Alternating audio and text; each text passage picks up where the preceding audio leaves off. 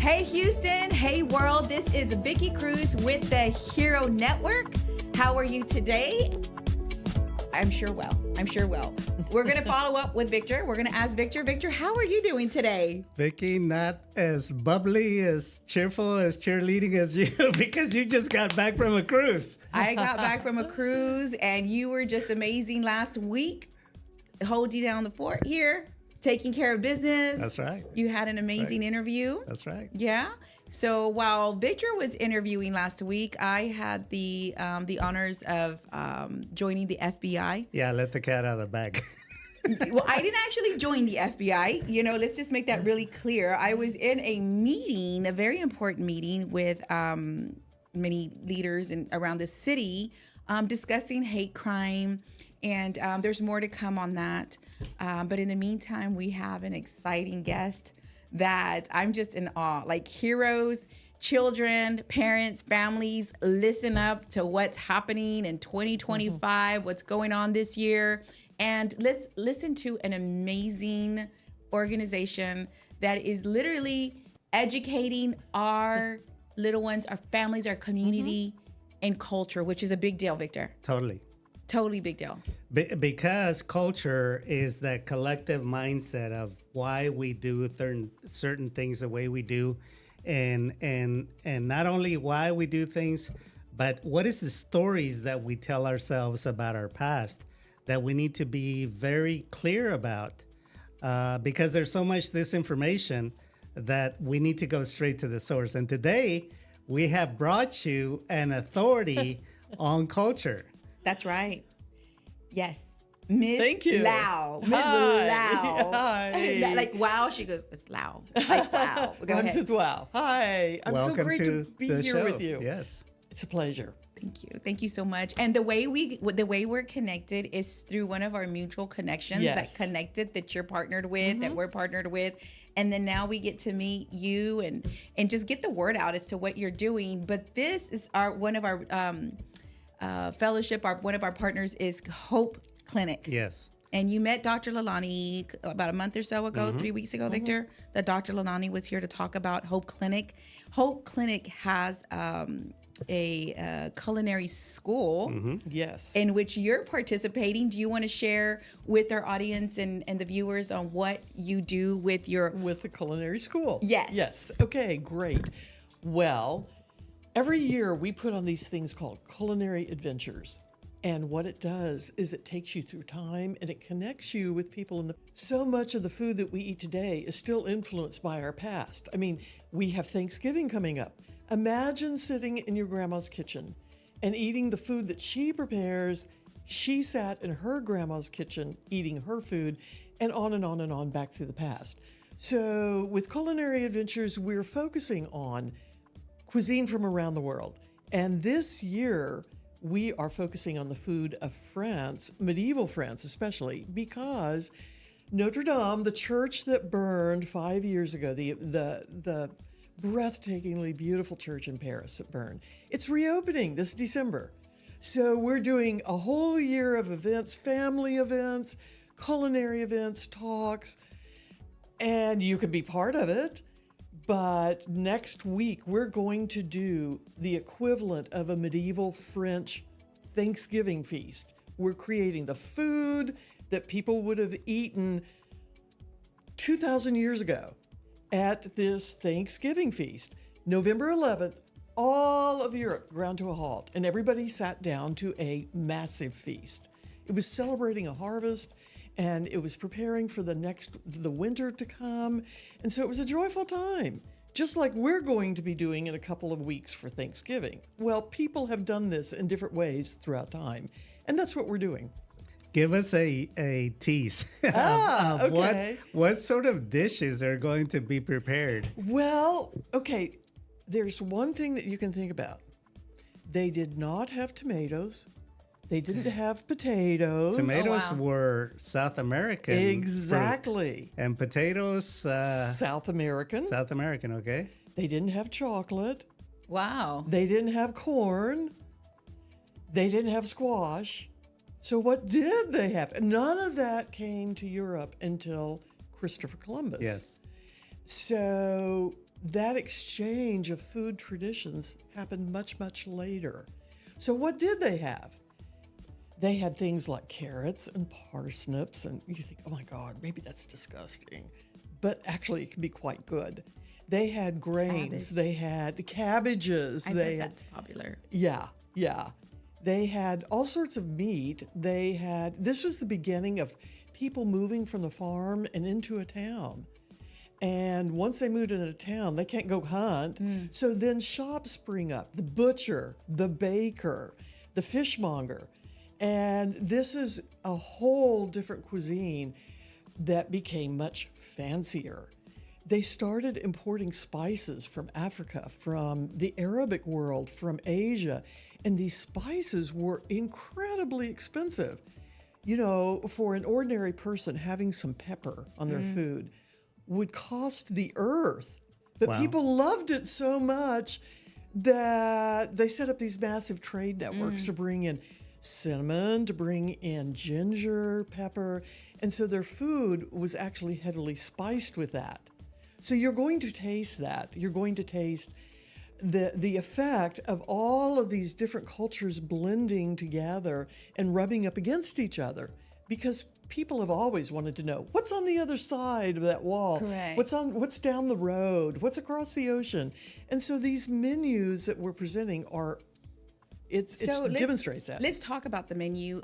You made mention earlier, and here shortly we're going to talk about your organization and the Okay, exciting sure. things that you're doing. Okay. And but for now, we want to talk about how and what Hope Clinic is doing Yes. at this Okay. event. Like, how are you guys partnering, and what's Okay. happening? Well, some of the chefs at Hope Clinic are part of the event, and also chefs from Culinary Institute Le Notre. So Hope Clinic chefs, Le Notre chefs, which are French trained. Already there's this blending of cultures, because a lot of the chefs and the students at Hope Clinic are new arrivals to America, coming to seek a better way of life and learning some skills. So these two cultures are already merging in preparing this meal. So Hope Clinic is providing chefs. They're providing chefs in training to act as wait staff. And this is all training for students so that then they can go out and they can gain a job and develop a way of life here in America. And not only that, it's the education. Sure. You know, everything, it boils down to education. We Yes. believe here with, you know, we've discussed it all the time, you know, being a hero. We teach our children how to be helpful, Right. encouraging, respectful, and on task. And we believe that, you know, our country is so rich with so many cultures. That's what makes it amazing. It does. But however, we lack the education on learning on what, you know, who cooks with what spice, or, Right. you know, what Right. language, and Right. just anything around the Yeah. education side. And so this event you're talking about, the medieval, November the 12th, Right. 7 to 9. Oh, I have to tell you something about the place where this is being held. This is being held out on farmland in the Katy area. The people that own this land are fifth generation descendants of immigrants from Germany Oh, wow. that came through Galveston to Texas. When the ship arrives in Galveston, they catch a wagon train to make their way to Katy, and then they build this farm. So the fifth generation still owns this farm. And to keep his farm from becoming a suburban tract house development, they took a portion of the land and they said, we're going to set up an event and wedding venue. They searched the U.S. for an old barn, and they found one. It's the only one of its kind in the U.S. This barn is massive. Really? It's huge. It was built in 1859. They took it apart and they rebuilt it on this farm in Katy. And when you walk into this building, it's going to amaze you. This is a barn from the 1800s on a fifth generation owned farm in Katy. You're driving into Texas history. You are participating in a historic space. What part of Katy, may I ask? Don't tell me it's on Franz Road. No, no, Okay, no. I was Yeah. like, because I saw something, a little house got knocked down, and Yeah. okay, so where in Katy? It's north of I-10, not too far from the Grand Parkway, a little bit west of the Grand Parkway. So is it Grand Parkway? So it's near that cotton farm. There was a cotton Yeah, yeah. farm. Okay, Yeah. So it's going to be candlelight, and Are people going to dress up? if you want to dress up, bring it. Because when we talk about medieval, You think of the Renaissance the Renaissance Festival. Festival, Oh, yeah. yeah. Come with your costumes. We're having song and dance. People will be doing line dances around the table. There's going to be an amazing actor bringing to life a medieval story.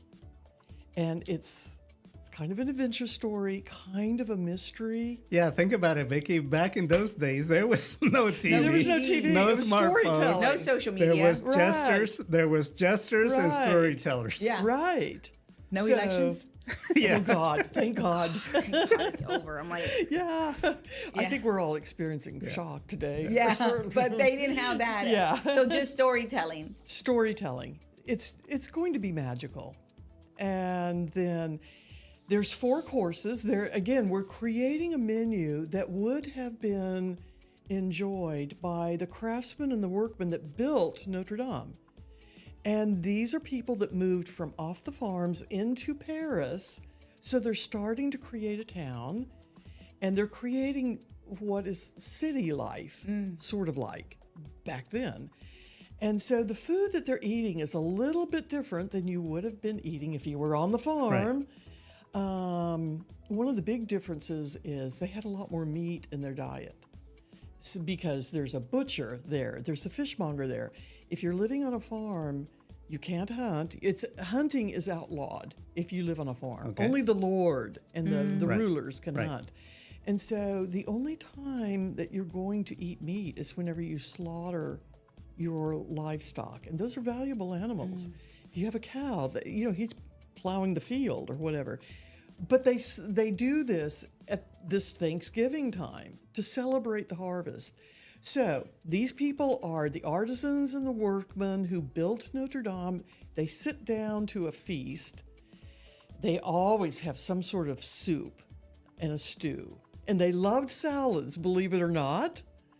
And then they have a bird is very popular. Usually they had a goose, but it's a little hard for us to find geese today. So we're having chicken. Everybody loves chicken. And it's going to be roasted in a medieval style with carrots and vegetables and things like that. Really healthy for you. But this is very, very medieval. And then we have a roast beef and with a pie. Pies were so popular because you could eat with them with your fingers, with your hands. They did not have forks. Interesting. Interesting. You will right? not have a fork at your table. So let me ask this. So to register, I'm seeing here that there's a link, right? To Yes. register for this Right. particular event. Yes. Yeah. So you want to tell the audience? Sure. Go to Archaeology Now, and I'll spell it for you because the spelling's weird.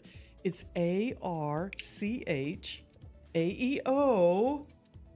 ARCHAEOLOGY, and then the word now, NOW.org.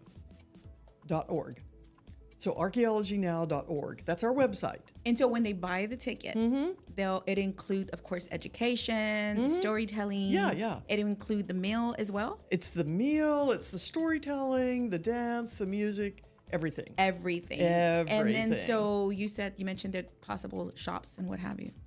No, not on this. not on this Not one. for this event. For some of the other events, yes. Okay. In fact, whenever you go to our website, kind of scoot around on the website because you'll see our family events. In particular, there's one that's going to be so much fun. Over spring break, we're doing an ancient games tournament. And it's 5,000 years of games from around the world. People have always played Yeah. games. So, So let's also, before we get into all these games, we want to talk about the organization. oh, sure. Archaeology Now, here in Houston. And you want to share with the audience about what it is that you guys do. And then, I was trying to we're going to get into this here to just talk about all these amazing events happening and what they're doing around the world. But in the meantime, share with our guests. Okay. Or our viewers. Okay. Well, we're a storytelling organization, and we're telling the stories of people across time and around the world. And we think that that's especially important in Houston because Houston is the most diverse city in the U.S. And don't we all deserve to know each other's stories? Absolutely. That's right. That's Absolutely. important. That's No. what we aspire to Right? do with the Exactly. Hero program. It's Right. exactly Is it. having respect for Each other's cultures, differences and cultures. stories. Yes. We deserve to know our own. Yes. But then we deserve to know the stories of everyone around town, too. And so we start from that base and we build events that tell stories for adults, for children, for people that are interested in food. Another way that we tell stories is we work to preserve them in cemeteries because this might seem strange, but cemeteries are the last great storybook of any city. Yes. On the graves, Yeah. there's a story Absolutely. of that Absolutely. city. Right. So we partnered with an incredible cemetery in the Fifth Ward, and we're going to be devoting several years working with them to restore headstones, to clean it up, and we do that a couple of times a year. Families, if you want to involve your kids in heritage, this is a great way to do it. You can bring your children to clean headstones. Any kid can do it. If I remember correctly, or if, correct me if I'm wrong, but that's an all-black cemetery, isn't it? It's an all-black. That's what I thought. It's Evergreen Negro Cemetery. Yes. And it's got a sad story. Sure. It's an enormous cemetery, and it's very old. It dates back to the 1800s. Wow. And it has a lot of soldiers buried there, a lot of people important to African American history buried They were there. probably Buffalo soldiers, weren't You're they? right. Yeah. Yeah, they're Buffalo soldiers. Yeah. Exactly. I lived I'm in impressed. I lived in El Paso, and there's a dedicated cemetery for Buffalo soldiers there. My heavens, I Yeah, didn't know that. El Paso has one of the oldest cemeteries, and there's so much history. I concur with you about the Yeah, cemetery. So the kids get to, they get a They chance get to clean the head. headstones. Wow. I can just we see use- an army of heroes I know. Oh, yeah, wouldn't that be amazing? cleaning headstones. We bring them. I mean, we use a solution that is not toxic, but it's got enzymes that break down the dirt on headstones. And we've worked in cemeteries around Houston, some old German ones in Tomball, and then a College Park Cemetery, which is an African American cemetery, and then Evergreen. And the sad thing about Evergreen was in the 1930s, I think, the city built a road through the middle of the cemetery, and they built a road over graves. It sounds like some of the other stories we've heard. Yeah. It's such a disrespect for a culture, for a history. Right. And so we're working with a group called Project Respect, which is a group that was formed from within the African American community, and we're partnering with them. We're both working together to help preserve these stories, help preserve the knowledge of the community that helped make Houston such a rich place. And so, yes, parents, bring your kids. We'll teach them how to do this. And it's so amazing whenever they're working on a headstone, they see it immediately start to brighten right in front of them. It's very satisfying to do. Sure, absolutely. So how long have you been around? Okay, so your organization, when was it Yes. founded? 1967. And one of the people that was one of our founders was the woman that founded the Menil Museum. It's Dominique de Menil. And a lot of time, for many, many years, we just existed on Rice University campus. And then we thought, no, we want to go to the community because there's so many amazing stories to tell. And we think that we could do something that benefits the wider community. So here we are with all of these things that tell stories about our many pasts. Interesting. Fascinating. Yes, it I'm a is. big nerd on history. I Oh, love yeah. it. I have traveled all over the U.S. to photograph every Civil War site. every major Civil War amazing. site, including the very first battle in Illinois in a cornfield. That's where I didn't the know first battle that. of the Civil War was fought. So Yeah. you No have idea. there's several events happening, and you were mentioning just one now that I think that with all the different cultures, which one was that one? The Ancient Games tournament. Uh-huh. That's okay. That's taking place over spring break, and you can find it here on the pardon me the Oh, here it page is. about family activities. Excuse me, one second. And this is why viewers that our lovely guest is here today is to create the awareness, to inform you, the viewer, that there are things happening. There's education here to bring that enlightenment into your child and into yourselves as well. Because I do believe we've talked about this, Victor and I, time and time. There's such a lack of integrating and Yes. cultural, education and like Just we being talked about. aware of each other. I want to pick your brain. Houston is the most diverse city in America. Right. It used to be LA, I think. Yes. And tell us, I'm sure you're very familiar with Dr. Kleinberg. Oh, yes. Who said that as goes Houston, so goes the U.S. I hope so. Tell us, from your knowledge and experience, more about the culture of Houston and why it's important to understand where we are today to look forward to the future, especially when it comes to children and families. Again, that's our focus. Of course. Well, here's the thing about Houston that I think is so amazing. It is the most diverse city, as you mentioned, it passed LA. And the surveys that Dr. Kleinberg has done at Rice have been dramatic in helping to create that understanding. Houston is, for the most part, is very peaceful. Maybe there's neighborhoods are siloed and maybe they're not connected, but it's peaceful for the most part. And there's other cities in the U.S. that can't make that claim, where there's a lot of confrontation or unease. But here in Houston, as Dr. Kleinberg said, as Houston goes, let's hope that this is the way the nation goes, because the nation is going through tectonic shifts in population demographics. And so this is one reason why we moved from a university campus to creating public events, because we saw an opportunity to educate about everyone's backgrounds. And we thought it's important to tell stories for children, because here again, we are in this environment. And this is so rich, and it's time to celebrate it. And maybe what we can do is help erase some of those silos and help connect us better.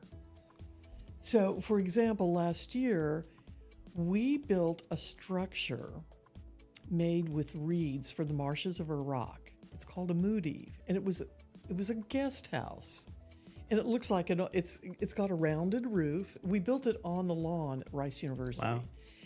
And one of the reasons that we did this is there are a group of people from the marshes of Iraq that live in Houston, and we thought that their story deserved to be told.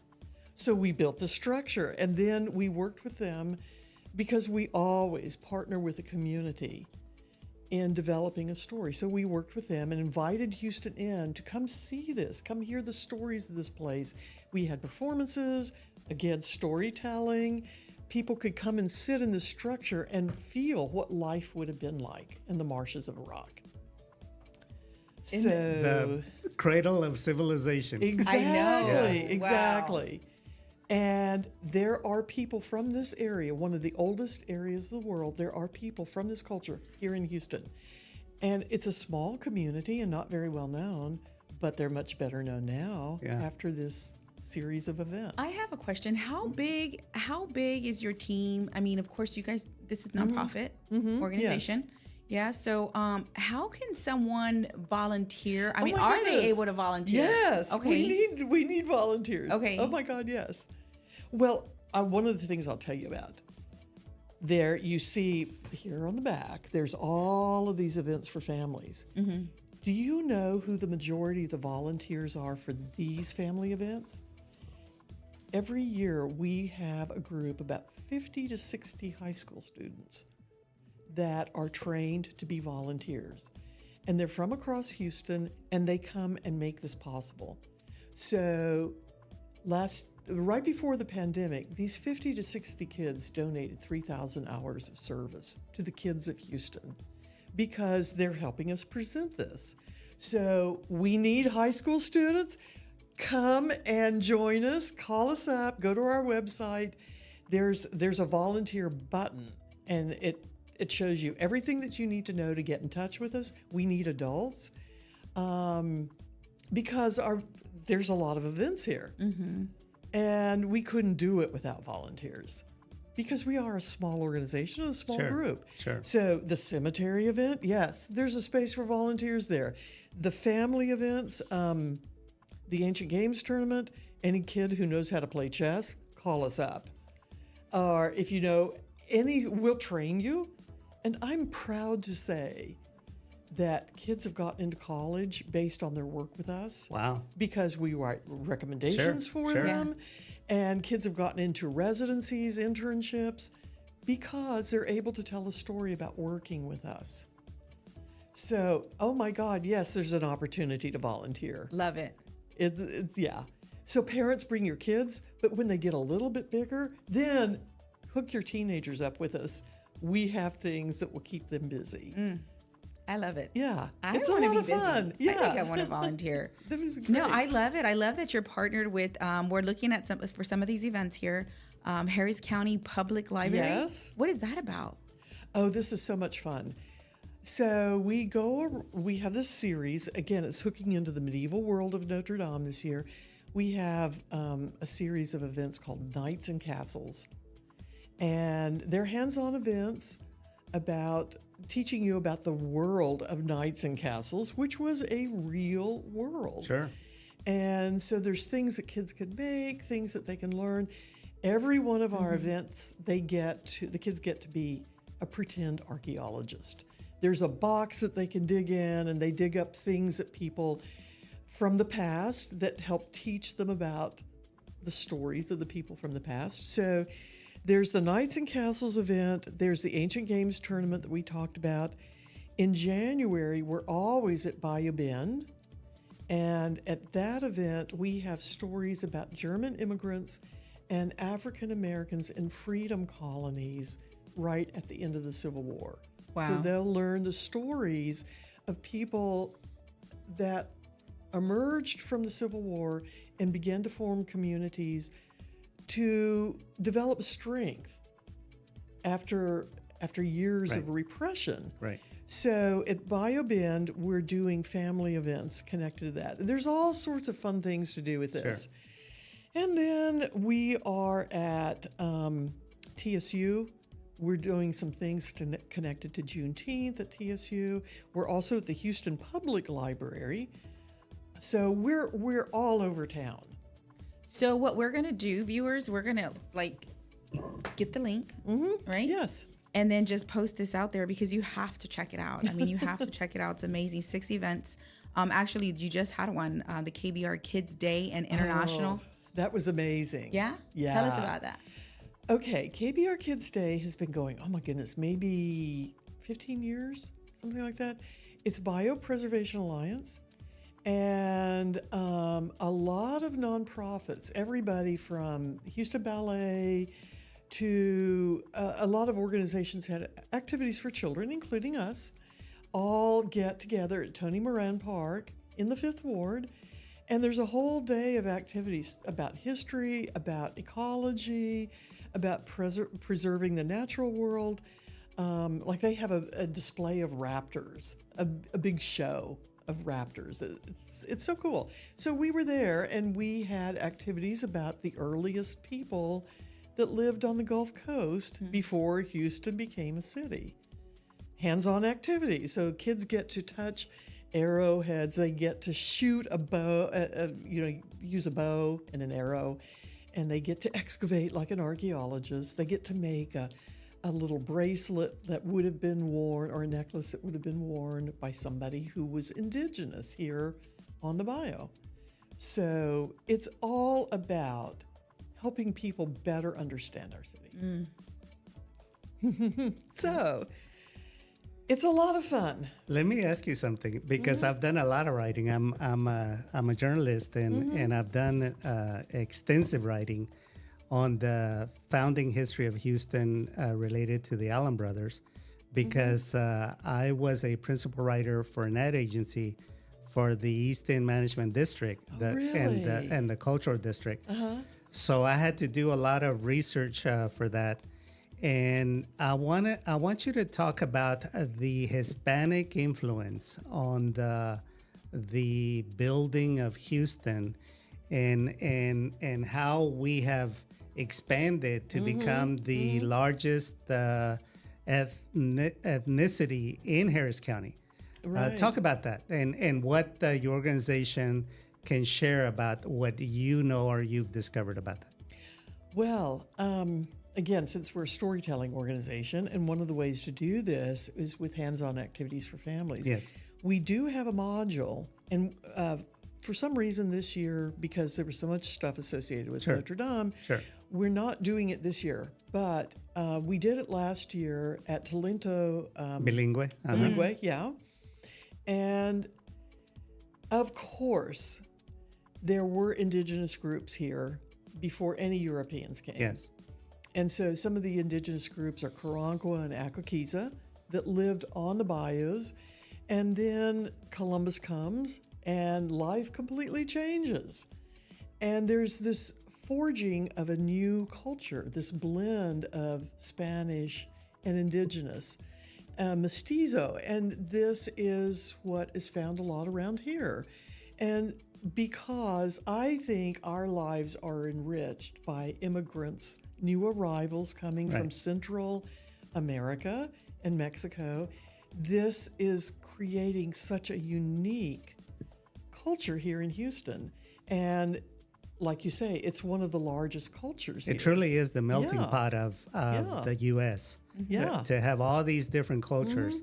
I believe there's over 100 languages that are spoken in Houston. Yes. So imagine that, the richness of having access to the world right here in our own backyard. Right. Yeah. Or just drive down Westheimer. How many different restaurants? Yes. For sure. How many different? Yeah. You get to Yeah. Chinatown if you keep going far enough. Correct. Right. Yeah. I think that you can find it's so interesting because my husband is Chinese, and so I'm very aware of Chinese culture and cuisine. And what's so interesting here in Houston, I think outside of any place in the U.S. maybe, you can even get tribal restaurants, Wow. tribal cuisine Wow. from China. And I think that that's hard to find in so many other cities in America.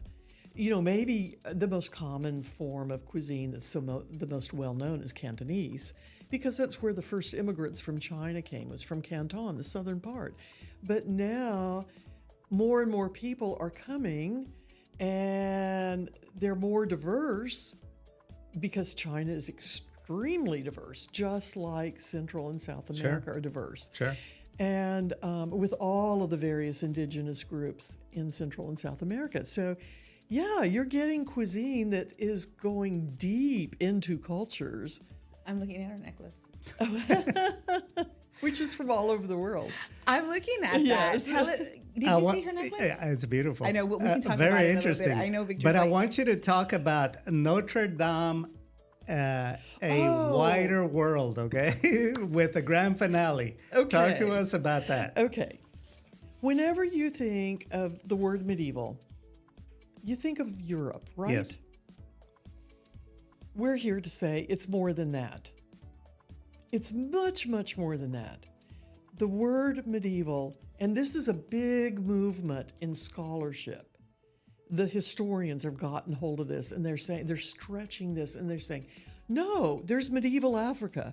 There's medieval Islam, which was this golden age of science and art and trade And cuisine. and cuisine. Yes. My God, Yes. Baghdad Yes. was a center. Yes. It's impressive. And then there's the medieval Silk Route. There's medieval Japan. There's medieval China. Wow. And all of these, it's honestly, you should start thinking of it as one big melting pot. And of course, they're all influencing each other. And sometimes the influences are unfortunate. Yes. There's those nasty little things called the Crusades. And of course, Europe comes to the Middle East and they go, wow, you all take baths and you have the most flavorful food, and we want some of that. And they bring it back. And then they start trading. And the same thing happens with Africa. Africa is selling gold to Europe. Europe didn't have gold until they started trading with Africa. And so this is what we're talking about. We're using Notre Dame as the launching pad to explore this wider world, and even on Notre Dame itself, on the very building itself, there is this wider world written. For instance, the blue in a lot of the stained glass comes from lapis, which comes from Afghanistan. Sometimes the statuary was not white back then. It was all very, very colorful. And the important statues like Mary or Jesus would be coated, some of the garments would be coated with lapis lazuli, this beautiful blue stone from Afghanistan. Or the architecture borrows from Islamic architecture, the points, the Sure. pointed arches.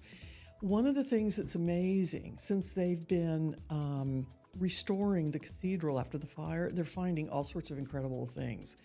They found sculpture fragments that they have restored, and it's the head of a man from Africa. So somebody had been interacting with Africans. They knew what they looked like, and they depicted them in Notre Dame. So there's two places in Notre Dame. Interesting. So here, this cathedral itself that's being so beautifully restored, it is a symbol of this interaction with a wider world. And again, the thing is, we've never been alone. We've always known each other. And instead of focusing on my past is the best, let's focus on how rich we are whenever we're connected. That's right. We got 2 minutes. Any final words? Oh my goodness. Well, come check us out. Come volunteer. Bring your kids. Come to the medieval meal. Celebrate Thanksgiving in a slightly different style. But we'd love to have you, because this is about all of us. Because who we are is who we were Yes. from the past. That's right. And listeners, we're going to have the webpage link in the comments of today's broadcast for those of you that are going to be watching the recording. Vicky? Yeah, absolutely. We're going to do that. And for more information, I mean, there's just so many goodies. And I really encourage you to just go to that webpage. Yeah. And learn more. I mean, I Oh. was just going to ask Victor. I said, look, Victor, can I go to this? This is December 6th to 16th. What is that? Trésors de France. Oh, yeah. 6,500, like, Oh, to travel. I'm like, oh my we're gosh, traveling look at all these cool places. yeah, we have 2 spots left. Okay. We are traveling to France, and this is when Notre Dame is opening. It's December 8th, and we're doing this medieval tour of France, and it's food, it's all sorts of history, and it's going to be an amazing trip. Life-altering experience. Yeah, for it sure. is. Yeah. So check it out. Check it out. Visit the page. We'll have it. I thank you so Thank much for you. being here. Thank you. Victor, do you have anything else? Any final words? We're good. By the way, one other last word is we started with Hope Clinic and Bite of Hope.